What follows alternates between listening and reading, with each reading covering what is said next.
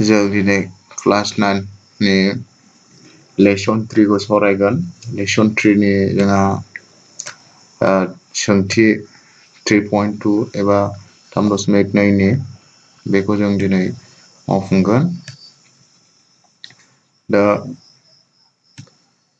1 number कुइसनाव सोंदों गाहायनि मोनफ्रोमबोनि सोंनायफोरनि फिन लिर। बेयाव जोंना माखासे कुइसन दं, बे कुइसननि एन्सारखौ लिरनांगौ। 1 नम्बर कुइसनाव दङ कार्टेसियान समानथालायाव जायखिजाया बिन्दोनि थावनिखौ दिहुननो एबा थि खालामनो बोनाय हास्रें आरो थोंगोर हांखोफोरनि मुङा मा? जों दाख्लैसो एसे सिगाङाव सोलोंखांबायमोन कार्टेसियाननि समानथालाखौ। दा बेयाव नैबे हास्रें आरो थोंगोर हांखोनि मुंखौ मा बुङो बेखौ बेहाय बिदों। दा होनबा जोङो नायनोसै।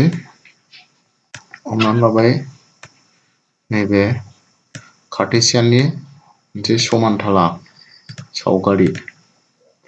बेयाव नैबे x ओमफ्राय नैबेयाव x डेस थागोन।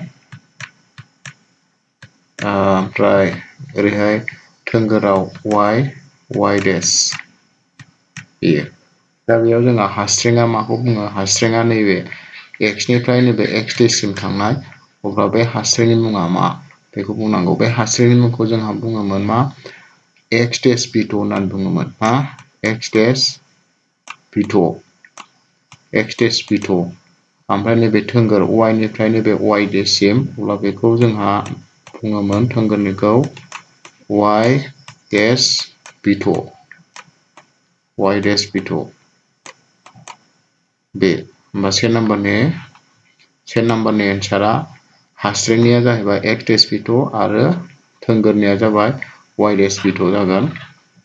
बेखौ जोङो बेयाव लिरनोसै। 1 नाम्बारनि एन्सारा x डेस BOD आरो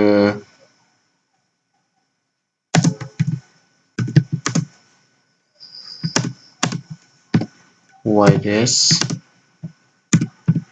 BOD। y डेस BOD। दाना फैदो 2 नम्बर कुइसनाव। 2 नम्बराव जोंना सोंदों 2 नम्बर कुइसनाव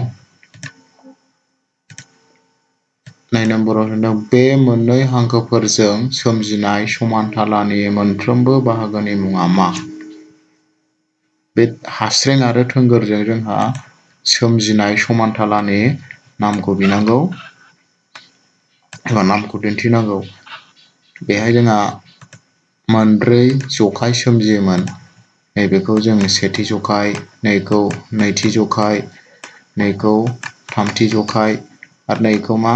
ब्रैथि जखाय। गासै मोनब्रै जखाय। दाना बे मोनब्रै जखायखौ खेबसेनो जों मा होननानै बुङोमोन? खेबसेनो जोङो जखायसै होननानै बुङो। होमबा 2 नम्बरनि एन्सारा मा जागोन? जखायसै। बेखौ जों बेयाव लिरना होनोसै। बेनो एन्सारा जागोन जखायसै।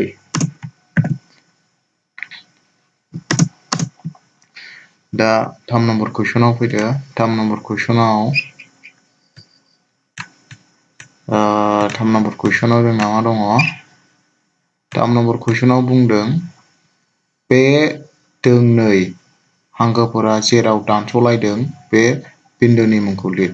दोंनै हांखोफोरा जेराव दानस'लायो जोंहा बेखौ गुदि बिन्दो होननानै बुङोमोन, नङा होमबा? बिसोरो अबे बिन्दोआव दानस'लायो? नायदो अ बिन्दोआव। बे दोंनै हांखोफ्रा जोंना मायाव दानस'लायदों? नैबे अ बिन्दोआव दानस'लायदों। हास्रेंजों थोंगोरजों जोंना मायाव? नैबे अ बिन्दोआव। नैबे अ बिन्दोआव दानस'लायदों। अब्ला बे अ बिन्दोखौ जोंहा मा होननानै बुङो? बेखौ गुदि बिन्दो। नङा होमबा? बे जागोन गुदि बिन्दो।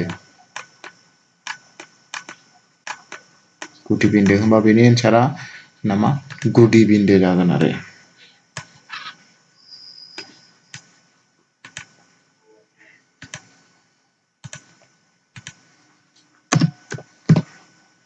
बेनि एन्सारा जागोन गुदि बिन्दो।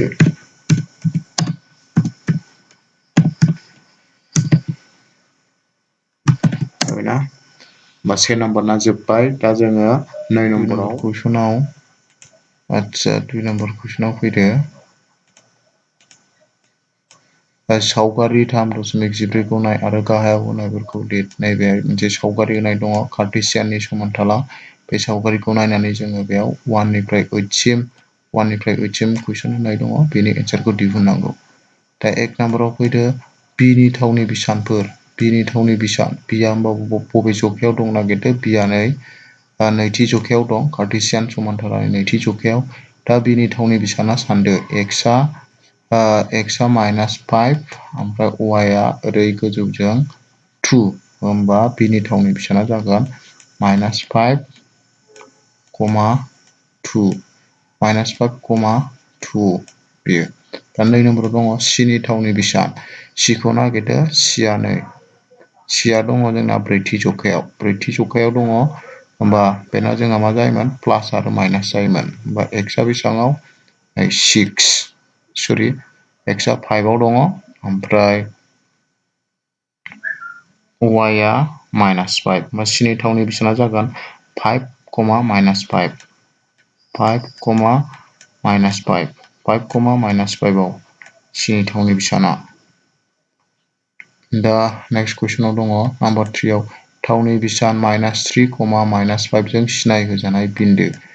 एक्सआबो -3 वाइआबो -5 मोननैबो माइनास बा जोंनाव थांगोन नैबे थामथि जखायाव। होमबा एक्सआ -3 बा बे -3 ओमफ्राय वाइआ -5 बा गाहायजों फैसिगोन बे नैबे बियो।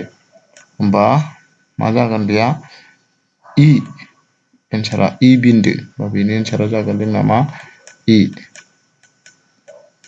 दाना नेक्स्टआव 4 नम्बर दङ थावनि बिसान 2, -4 जों सिनाय होजानाय बिन्दो। प्लास आरो माइनास। प्लास माइनास बा जोंनाव थांगोन ब्रैथि जखायाव। एक्सआ 2 वाइआ -4 एक्सआ होमबा थांदो एक्सआ 2 ओमफ्राय वाइआ -4 बे -4 बे। होमबा बे थावनि बिसानाव बबे मा बेनिया। होमबा बेनि एन्सारा जागोन दाना फैदो नाम्बार 5 आव डि बिन्दोनि हांखो खोन्दो। दाना हांखो खोन्दोआ माखौ बुङो जोंहा एक्स नि मानखौनो जोङो मा होननानै बुंगोन हांखो खोन्दो। बा डिआव नायदो डिआव दङ नै बे डि। होमबा डिनि थावनि बिसानखौ जों दिहुननानै लाग्रोदो। डिनि थावनि बिसाना एक्सआ 6 आरो वाइआ ओरै गोजौजों थांबा दङ 2, होमबा थावनि बिसाना डिना 6,2 एक्सआव 6 दं वाइआव 2 दं। होमबा नैबे 6आनो जाहैबाय मा हांखो खोन्दो। होमबा बेनि एन्सारा जाहैबाय 6। दाना नाम्बार 6 आव फैदो ओस बिन्दोनि जानस'। ओइसखौ नागिरदो। ओइसआ नै थामथि जखायाव दं। दाना जानस'आ जों माबायदिखौ बुंगोन वाइनि जायगायाव जा मान दङ बेखौनो जोङो जानस' होननानै बुंगोन। होमबा ओसनि थावनि बिसानखौ दिहुननानै लाग्रोदो। एक्सआ ओरैहाय -5 एक्सआ -5 वाइआ दङ वाइआ -3, -3 होमबा वाइनि जायगायाव जोंना -3 दं। वाइनि जायगायाव -3 थाबाय नालाय होमबा बे जानस'आ -3 आनो। होमबा बेनि एन्सारा मा जागोन -3।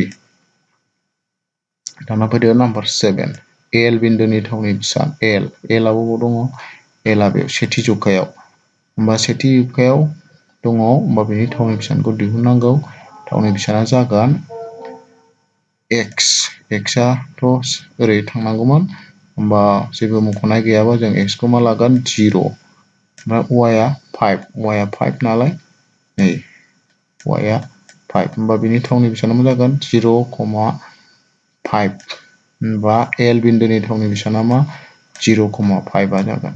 नाम्बार 8 आव लास्ट बेयो एम बिन्दोनि थावनि बिसानखौ दिहुन। एमआ नागिरदो नैथि जखायाव दं। बा बेनि थावनि बिसाना बेसेबां जागोन एक्सआ बेसेबां एक्सआ ओरै फैबाय -3 वाइआ गोजौजों थांनांगौ गैया बे 0 थारमाने बा -3,0 बेना जागोन -3,0 होमबा बेनिफ्राय जों मोनथिबाय m बिन्दोनि थावनि बेसाना जागोन जोंना -3,0 बे जोब्बाय